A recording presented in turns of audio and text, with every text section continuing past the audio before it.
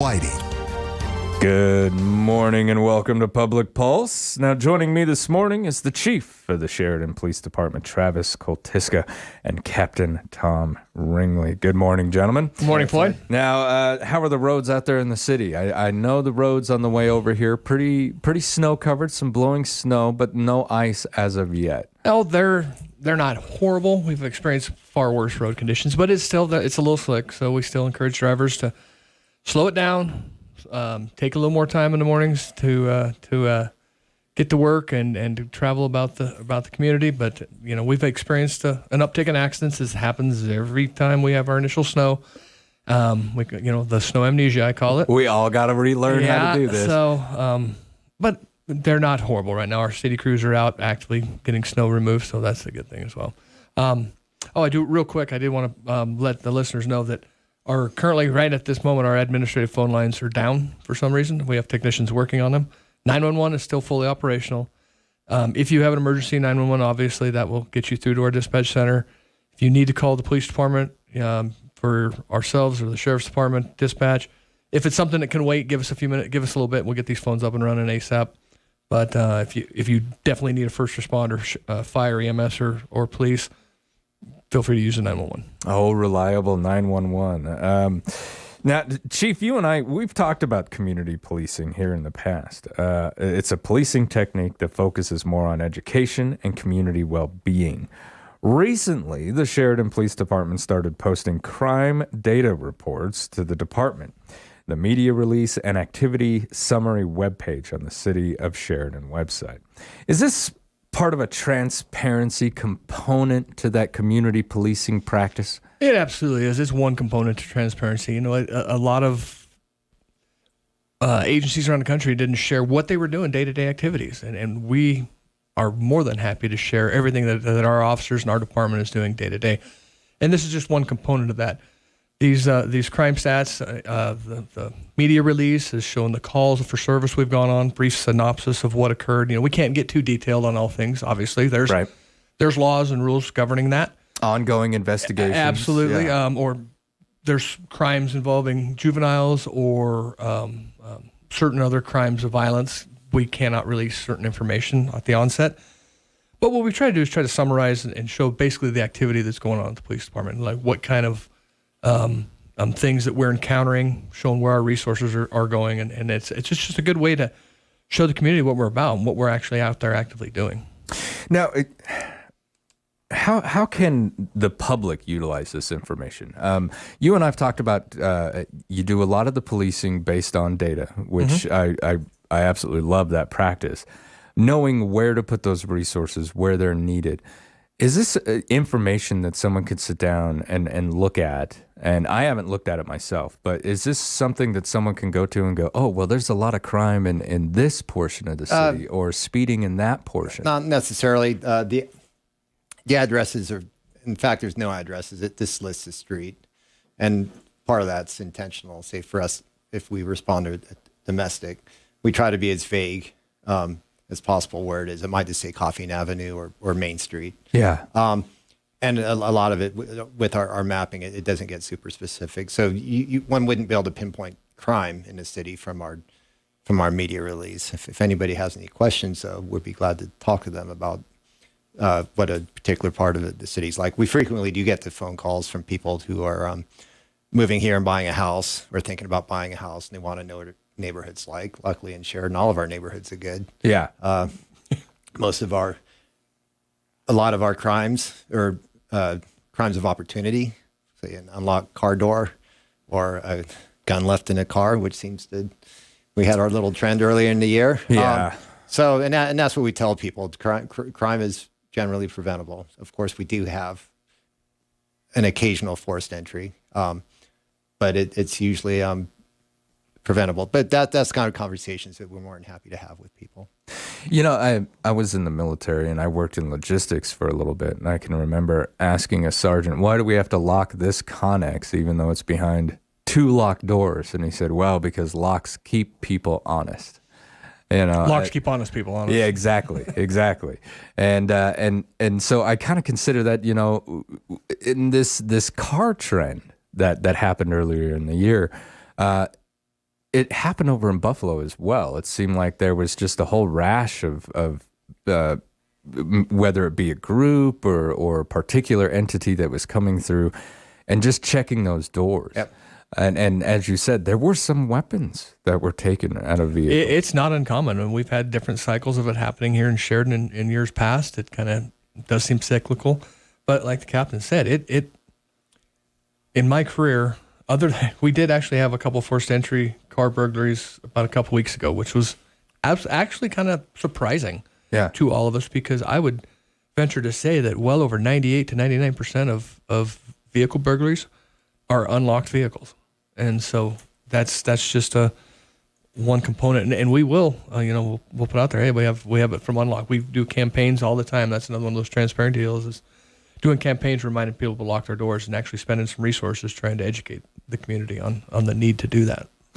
Yeah, so make sure that you're locking those car doors, folks. And if you keep a weapon in the vehicle with you, just remember to take it inside with you and secure it in the house each time you go from the car. Yes, and not to secure it in the house, but secure it in the house. Don't leave it, yes, especially if you have children or absolutely or other people having access to your house. That just don't throw it in a closet or something. Now, this information that we're putting up on the website, how is this gathered? Is there a component to this where our patrolling officers on duty come inside and they say, okay, I'm going to turn in all this information? Actually, it's all done internally in our report management system. So to walk you through it, if a call comes into our dispatch center and an officer's assigned a call, it's all automated. There's coding that needs to be done, and there's circumstances and involvements, what we call involvements. So let's say, for instance, a traffic crash. That comes into dispatch. They enter a call for service for a traffic crash. Once the officers respond, they're entering the people that are involved in the crash as well as the vehicles into the report management system.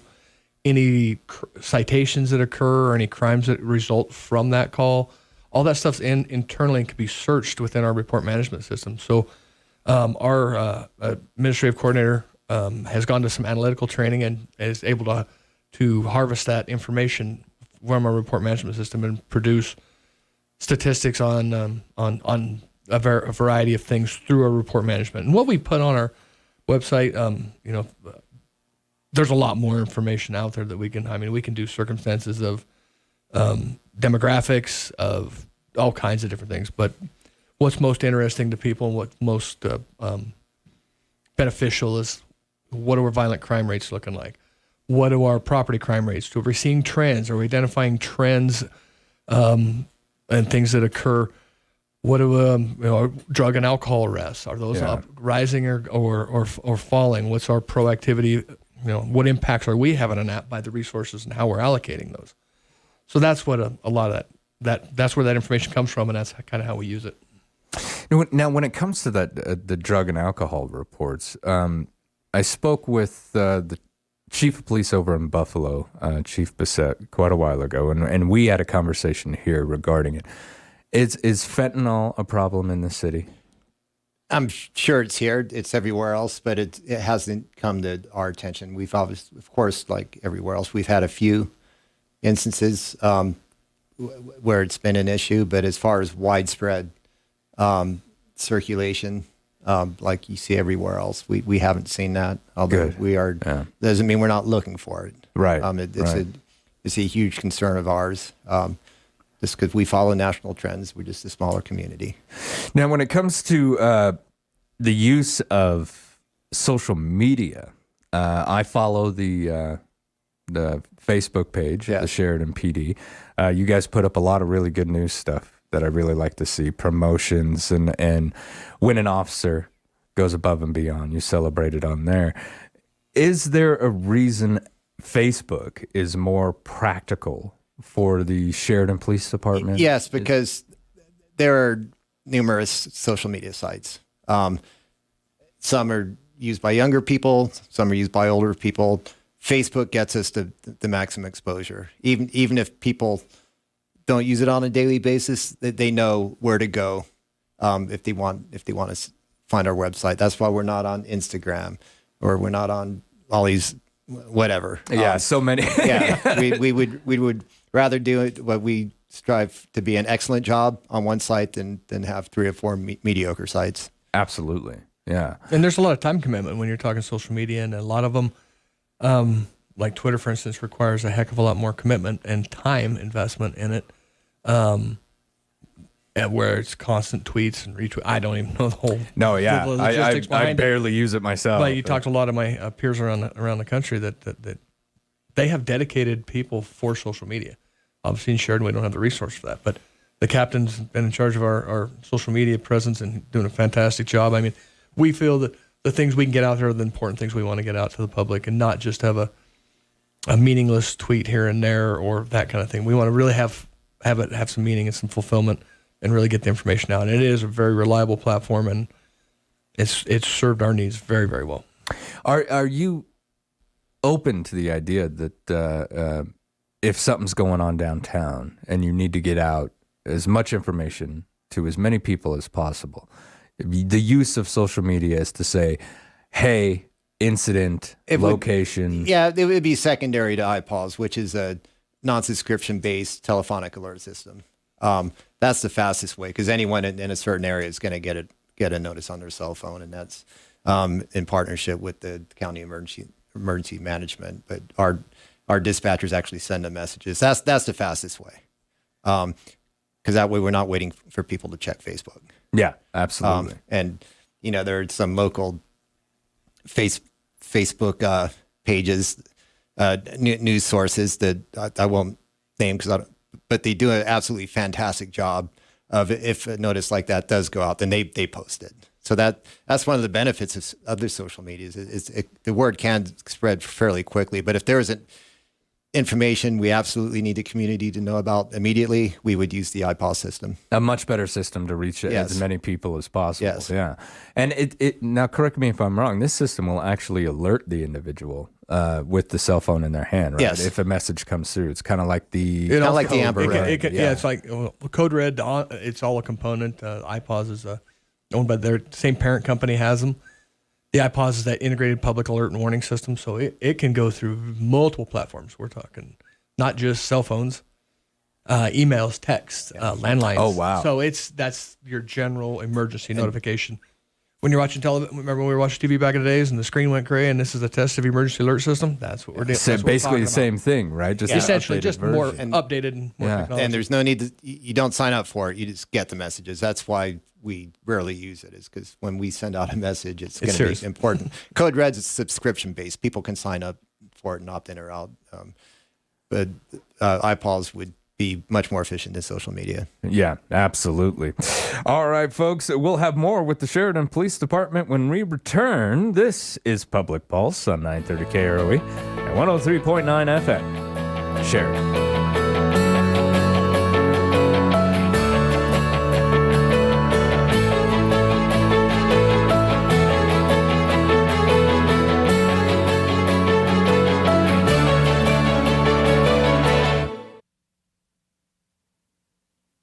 Is Wyoming Corporate Office your one-stop shop for everything you need for your Wyoming-based business, LLC, or corporation formulation? Yes. Service of process and mail forwarding services? Indeed. Fulfill the legal requirements for small businesses based in Wyoming? Absolutely. Wyoming Corporate Office provides the communication between your business and the state, so you don't have to. Learn more by visiting WyomingCorporateOffice.com today. Has your home become the proverbial money pit? Everything is going wrong. Things are breaking on the daily, and you can't afford to fix them. Nor do you want to. Let YO Renovation assist you. They will buy any property in any location, no matter what issues it has. They will get you cash, probably more than you could get anywhere else. And you can walk away and let them bring the property back to life. Learn more at yorenovation.com or find them on Facebook. Hi, this is JT. And Elizabeth Kraft. This month and always, we are especially thankful for our business and the opportunity we have each day to reconnect people to the world around them through the gift of hearing while providing food, shelter, and stability for our family. We are also thankful for our very supportive communities in northern Wyoming. Without our loyal customers and the new friends that join EBA Hearing and Sound each day, we would not be where we are today. We appreciate all of you more than you know. Happy Thanksgiving from the EBA Hearing and Sound family on Coffeen Avenue next to Sherwin-Williams Williams in Sheridan. When it comes to your Wyoming outdoor bragging rights, everybody's got a different take. C&B Operations, Buckaroo Blades, and Sheridan Media are giving you the chance to show the world what you want to brag about in the Bragging Rights Photo Contest on Sheridan Media's contest page. You could win a $300 bone-handled hunting knife and sheath and be part of supporting Wyoming outdoors because C&B Operations, your local John Deere dealer on Heartland Drive, will be donating $1,000 to the Wyoming Outdoors Federation to help make sure we keep our Wyoming outdoors what it's always been. Hey, and this is cool too. Just by stopping in the C&B and dropping an entry into the box in the new Ranch and Home and Hardware Supply store, you could win an amazing prize package, including a new chainsaw. So go to the SheridanMedia.com contest page, click on Bragging Rights, and upload your photo of anything hunting, fishing, camping, or hiking in Wyoming's great outdoors.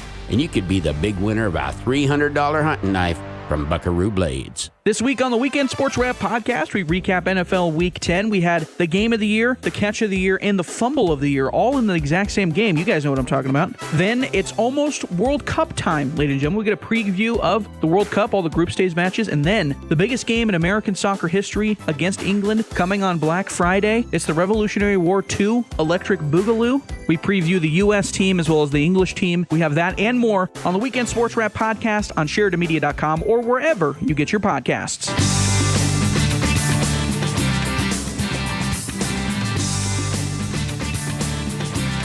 Good morning and welcome back to Public Pulse. I'm Floyd Whiting. With me this morning is the Chief of the Sheridan Police Department, Travis Koltiska, and Captain of the Force, Tom Ringley. We're discussing the many ways that the public can stay connected with the Sheridan Police Department. We've talked about the posting of crime data reports to the Department Media Release and Activity Summary webpage on the City of Sheridan website. We are currently discussing the use of Facebook as a tool to connect the PD with the public it serves and protects. Now, so Facebook is the only social media that you guys have decided to use. Yes. Even though Instagram is actually getting I guess I can't say getting. That kind of dates me a little Right. bit. It's got a good following among the youth, at least. Yeah. But it just doesn't serve your purpose. No. Like I said, Chief Koltiska actually snagged up the Instagram handle for the Sheridan Police Department years ago. I think he suggested heavily to do that at the National Academy. But once again, we do Facebook well. And also it's a matter of time. We don't have a fully dedicated public information officer. With very strict access to it. I actually don't have access to the page. I send everything to a vendor. Oh, wow. Okay. Yeah, and they track all of our numbers and tell us who's looking at us in what part of the country. And they do an excellent job. I think it's important for the public to also know about Facebook is that page is not always monitored 24/7. It's not monitored 24/7. So we oftentimes have gotten messages about things that have been happening that needed police attention. That's not we ask the community to use our phone lines, notify dispatch, not to use and rely on Facebook to make a notification of something that's ongoing and happening. It's not right a at that reporting time. system. Yeah, it's just not monitored 24/7, so we can't address something that may need addressed immediately if it's reported on Facebook. Now we'll try to respond, and if it's something that a question that we're very good about responding to inquiries and messages on Facebook, but it's not a reporting system, and especially if you need any sort of emergency response or first responders in a short period of time. So it's just something out there that I think the community needs to know about Facebook, about our use of it as well. So I've got a bit of a tougher question. Do you guys receive a lot of criticisms, whether they be true or not, on your social media? Sure. And first of all, I'd like to preface this by saying no one gets into policing thinking they're not going to be criticized. Right. You're not going to please everyone. There are a few people that criticize us, and quite honestly, some are extremely valid. And we take the constructive criticism into account, and sometimes we've acted on it if we think it can improve the service we provide to the community. There are some people that, at this point, it's entertaining to us that feel that they've been done wrong by the police department for some reason, and they post on everything. And I think they're still our target audience. They're still members of the community, and this is a government website, so we don't edit any of the posts, and people are free to post what they want.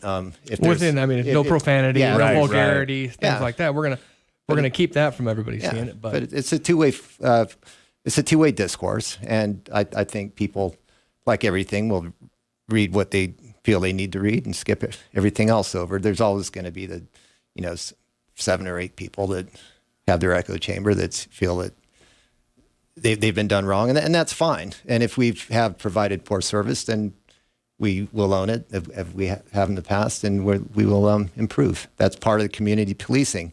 The true definition is the community and police working together to solve a problem. So if we're the problem, we're going to use community input to solve it. Now, when it comes to social media and the officers themselves, the boots on the ground, I imagine they're free to have their own social media sites, correct? They are. They're definite. We have a very good social media policy on personal use. Like I told some people, you can post whatever you want on social media, but you can't post it as a member of the police department. Basically, officers can't, or any of our staff, can't post anything that would reflect poorly on the police department, or the city, or the community. We want our community to have high expectations of us, and posting something with vulgarity or using a uniform as a prop is undignified, and we're not going to tolerate it.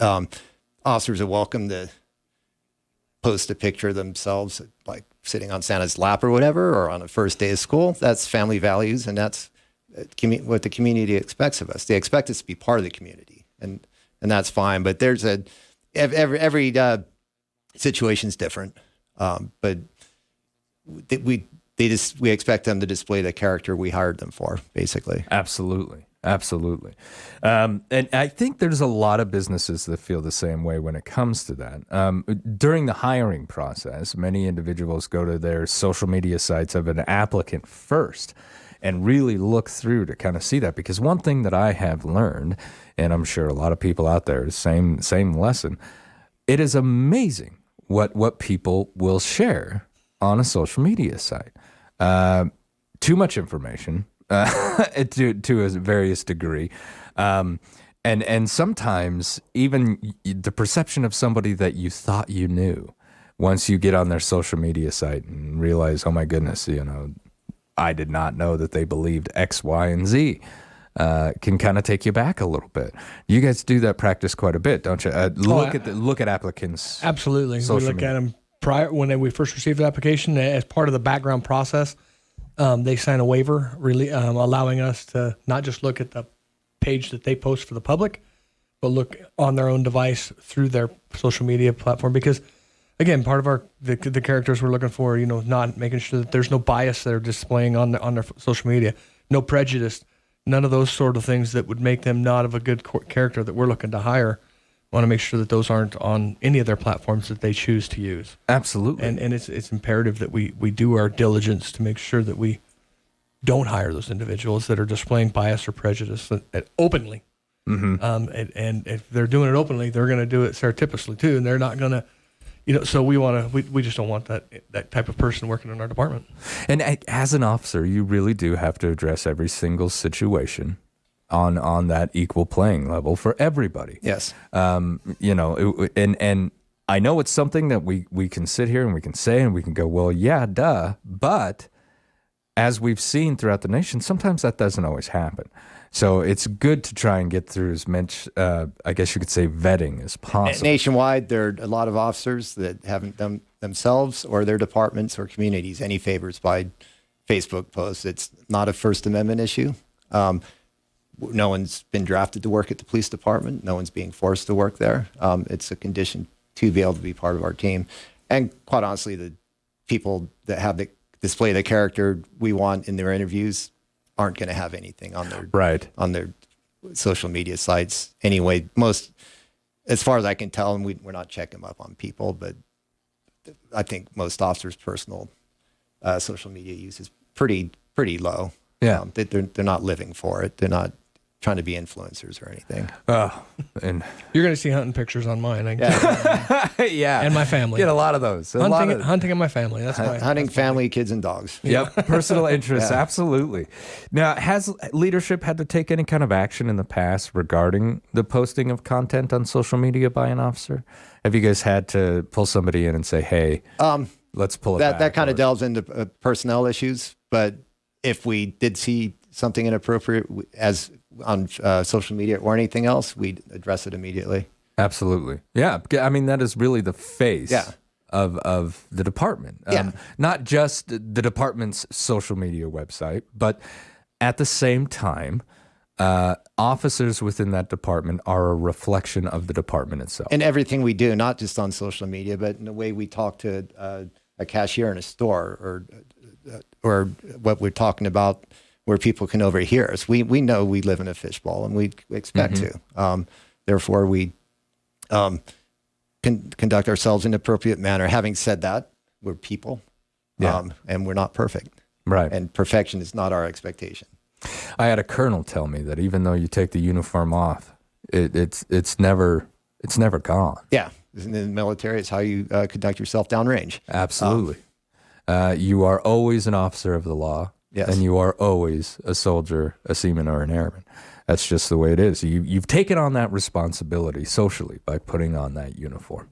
Now, let's talk about Coffee with a Cop. If folks would like an opportunity to sit down with an officer and get to know him on a kind of a different level, this is a much friendlier type of interaction than just seeing you on the street, correct?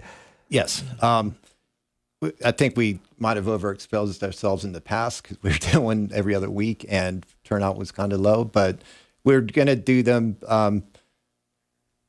less frequency, but hopefully with higher quality content. I mean, probably higher quantity contacts because all of our contacts have been high quality. Right. But on the 26th, which is a Saturday, from 7:30 to 9 at Java Moon, we will have one of our patrol teams making our drinking coffee, which we like to do, especially on a winter Saturday morning. Oh, absolutely. Or the hot beverage of whoever's choices. And we're, once again, it's part of our transparency program, making ourselves available.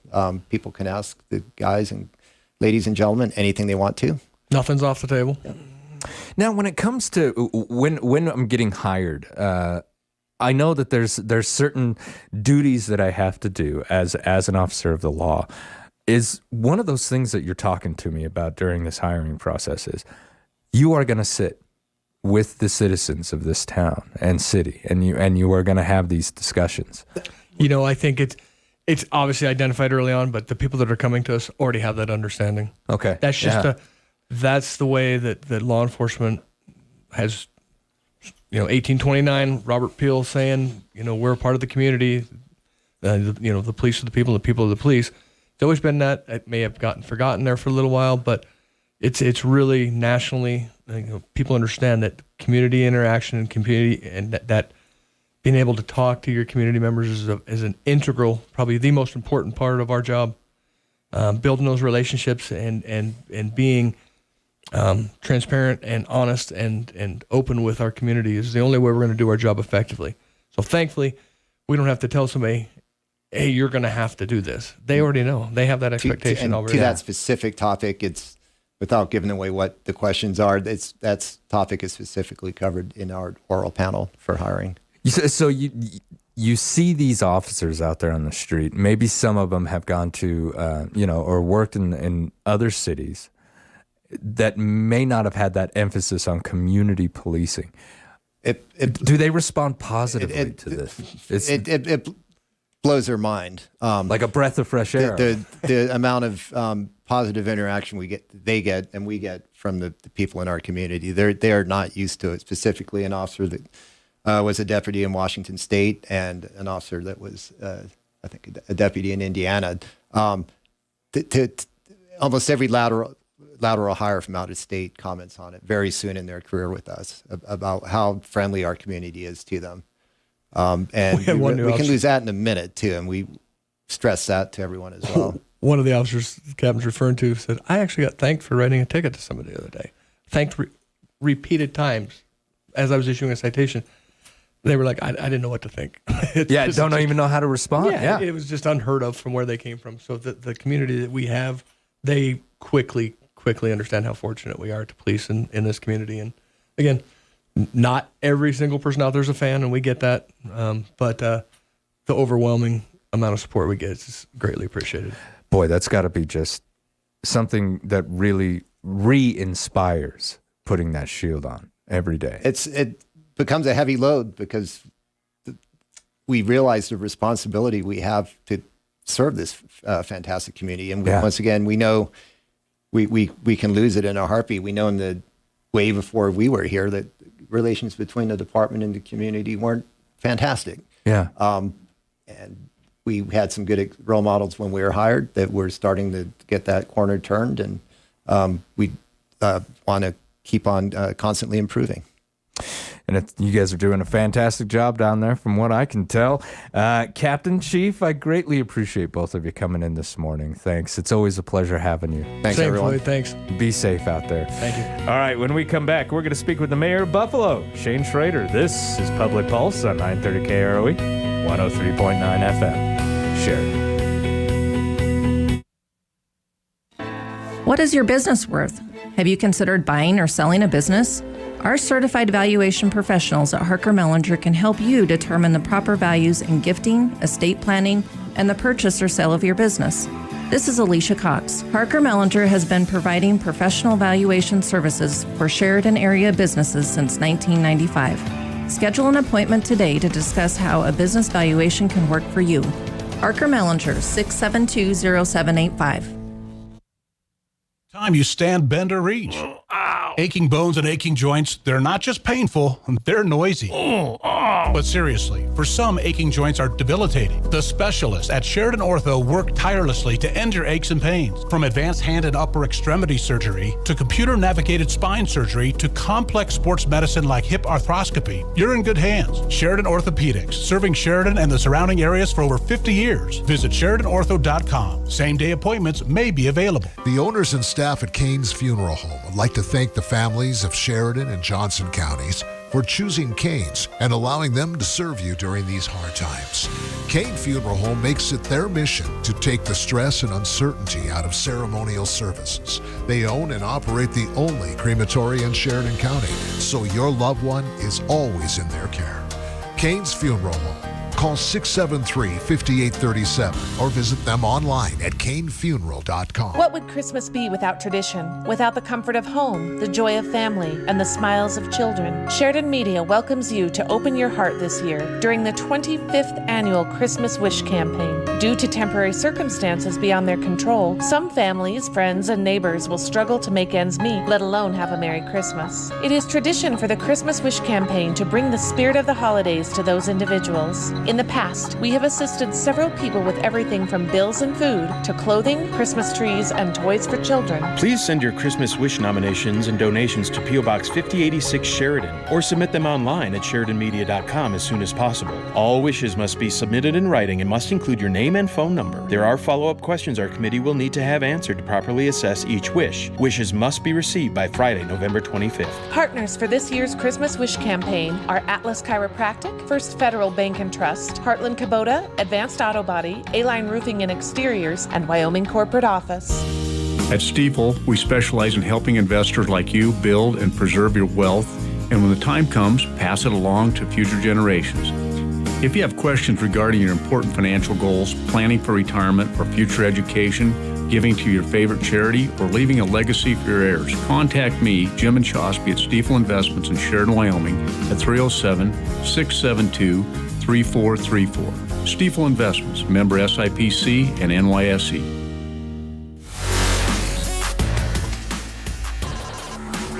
Good morning and welcome back to Public Pulse. I'm Floyd Whiting. For the second part of our show this morning, I am joined by the mayor of Buffalo, Mr. Shane Schrader. Good morning, Mr. Mayor. Good morning. How are you, Floyd? Doing great, sir. The drive over this morning wasn't too bad.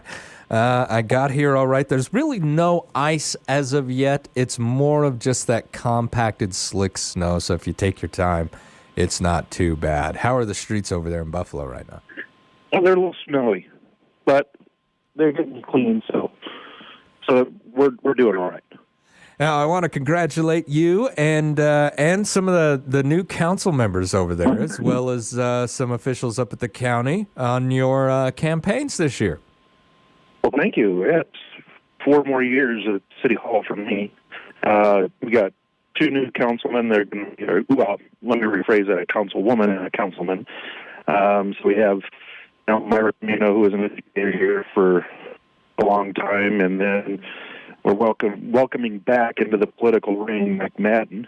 So looking forward to serving with them, and going to greatly miss Vice Mayor Haskins and Councilman Hart as they go off into the political sunset for a while. Now, is there a class or a seminar that new city council members take? How do you get them up to speed on the situation, sir? Well, there's things through WHAM, the Wyoming Association of Municipalities. There's handbooks. There's training. There's the WHAM conferences. That'll be coming up in January, I believe, WHAM conference. And we work through it. And of course, Councilwoman-elect Camino was an educator, so she knows parliamentarian rules.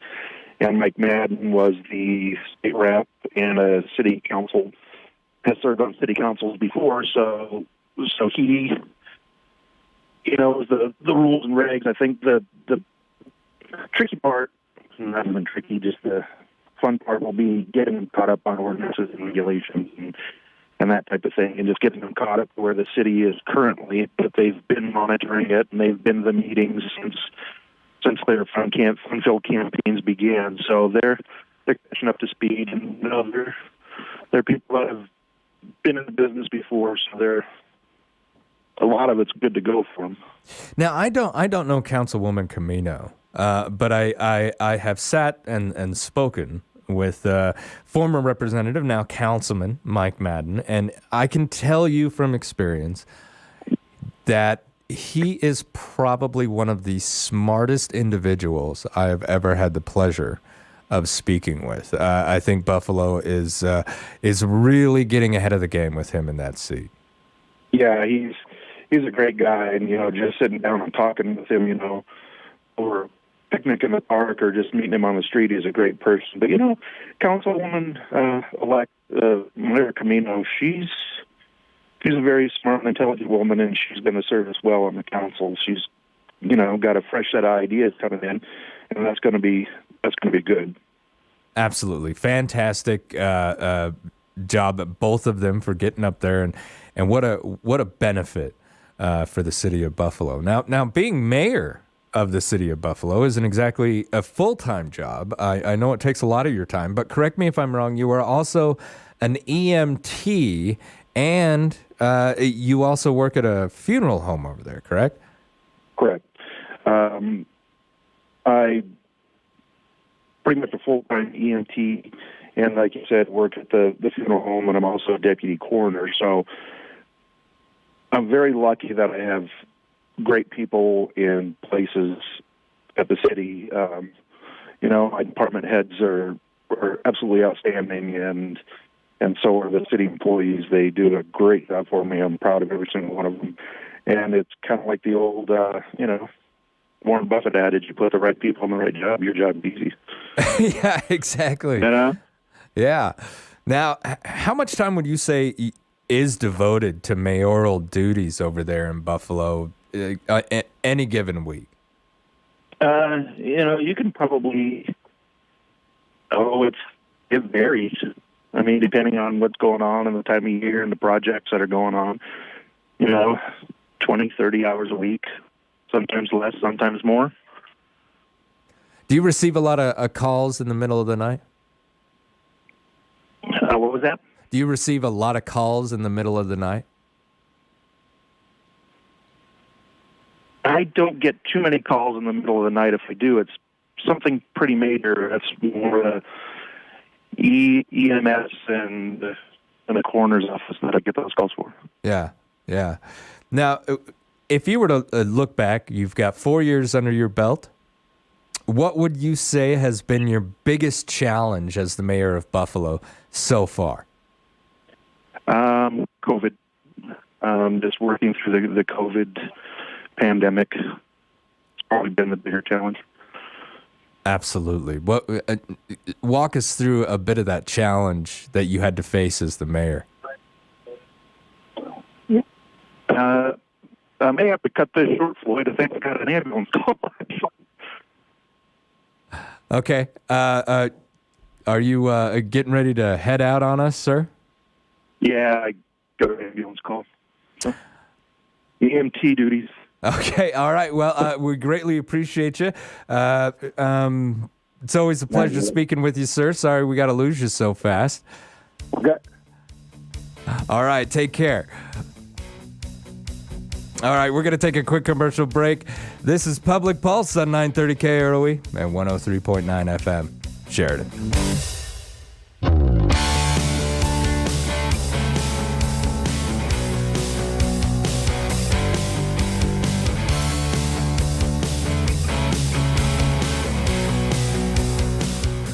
It's Food Bank Friday, and your Sheridan Hawks Junior Hockey Club is back on the home ice this weekend with Whitney Rink at the M&M Center. Friday night, you'll get free admission with your donation of non-perishable food items worth at least $10. Donations benefit the People's Assistance Food Bank. Gates open at 6:30. They drop the puck at 7:30. It's the Hawks taking on the Badlands Sabres at the M&M Center. 7:30 Friday and Saturday night. The rink will be jumping. Ready for lunch? Swing by Designing Dinner, Sagewood North Cafe. Whether you're eating in or getting takeout, you'll enjoy soups made from scratch daily, including seafood bisque every Friday. Original sandwiches like the Tarragon Chicken Salad Sandwich, or build your own. Finally, a full dessert menu with items you'll start to crave. Designing Dinner, Sagewood North Cafe. Open weekdays from 11 to 3 for lunch and 9 to 5 for grab-and-go pickup. Find them on Facebook. Have you been to SheridanCommercial.com? Hi, Kurt Smith here for the Sheridan Commercial Company. I invite you to explore and compare prices of our wide selection of quality office supply products by going online to SheridanCommercial.com. That's SheridanCommercial.com. Plus, we carry a line of office supplies in our store for your everyday needs. The Sheridan Commercial Company Office Supply Department at 303 Broadway, or explore over 42,000 items online at SheridanCommercial.com. You bagged your trophy elk. Now imagine having its ivory handcrafted into the perfect piece of jewelry. At Legacy Diamond & Gems, their in-house jewelers can take your memory of the big hunt and preserve it into fine pieces of jewelry to last generations. Using your imagination, the skilled jewelers at Legacy Diamond & Gems can create something truly exceptional. Visit them at 11 North Main Street or online at legacydiamondgems.com. Hurry in now. I'm here today with Candace Crane from Sheridan Honda and Power Sports. Tommy, hi. How do you feel about pancakes? I love pancakes. Well, then I've got good news for you. We're kicking off Black Friday with a pancake breakfast from 7 to 9, and it's only $5 a plate. Oh, that's exciting. But wait, there's more. We will have a live auction at 9:30 a.m. with cars and power sports starting at only $500. It is Black Friday. But wait, Tommy, there's actually more. We partner with local businesses to give attendees a coupon book to keep your Black Friday shopping local. We'll kick off your Black Friday at Sheridan Honda. There aren't many faces people are excited to see first thing in the morning before they've even had their coffee. But the McDonald's drive-thru workers who take your order on the way to work have almost all of those faces. Get your $1 any size hot coffee with caramel paired with a sausage McMuffin. Right now, buy one sausage McMuffin and get another one for just $1. Price and participation may vary. Valid for item of equal or lesser value. Cannot be combined with any other offer. Ba-da-ba-ba-ba. Hi, I am Chloe with the Sheridan Swim Team inviting you to our Arts and Craft Bazaar Saturday, November 19th from 9 to 4 at the Sheridan County Fairgrounds Exhibit Hall. Shop over 80 tables of handcraft items and big sale goodies, including homemade pies. There are door prizes, and lunch will also be served by the swim team. Please join us Saturday, November 19th for the swim team's annual Arts and Crafts Bazaar at the Fairgrounds Exhibit Hall. We hope to see you there.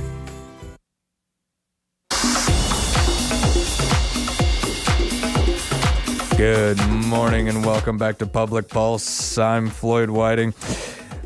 We had to let the mayor of Buffalo go. He had to respond. His full-time job as an EMT kind of took precedence. That happens. It happens. And we've had Lieutenant Jorgensen from the Highway Patrol join us on the phone a lot of times because he's been out on patrol, like on a day like today when we get snow and stuff, and he's scheduled to be here. So and he likes being here. I mean, yeah, exactly. He really enjoys being in the building, and it's gotten to the point where 5 minutes before the show aired, he's texted me and said, "Buddy, I can't make it." When you're a first responder, you know what?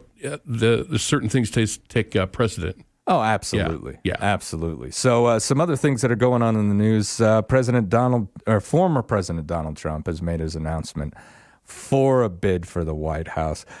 Trevor and I were talking about this a little bit offline. Be interesting. It's going to be a complex political situation because I don't think a lot of Republicans want to back him right now. Well, you know that you're not hearing a lot. You're hearing crickets right now. Yeah. And politicians aren't stupid. They're going to test the waters first to see what the reception will be. I know Cynthia Lummis has already said Ron DeSantis is the new leader of the Republican Party, so I think you'll probably start seeing a little bit more of that. I just think that it's going to be interesting what these next few months are going to be like because look, we're 2 years out. Yeah. 2 years out. Now I want you to think is that about long enough for him to maybe change his tune a little bit? I don't know. Well, or back off a little bit with the rhetoric and stuff. Yeah, and you were talking about how his speech during the announcement I thought it actually was probably one of the most eloquent that he's delivered. I think so. But I think that was strategically planned. I think maybe, yeah. After these past elections, the big red wave that everybody said was going to show up didn't bother showing up. And so he's lost a lot of support. And I think it's because he understands people are kind of getting a little sick of the ego. Well, and maybe I should focus on something. There was a lot more community type talk in that speech. And the guy's not dumb either. He's not a dummy. So it's just going to be kind of interesting moving forward if calmer heads prevail and we'll see how this whole thing goes down. But again, we're 2 years out. Yeah. So he's got about a year and a few months maybe to try to, repair that whatever the divide is in the party. So it'll be interesting. I will tell you that this is one of those situations. As soon as he made his announcement, I knew, my goodness, this is putting Democrats' chances in the White House, for another 4 years, much closer, closer because it's going to divide the Republican Party. Depends who the candidate is. Yeah. Yeah. All right, folks, you've been listening to Public Pulse on 930 KROE and 103.9 FM. Sheridan.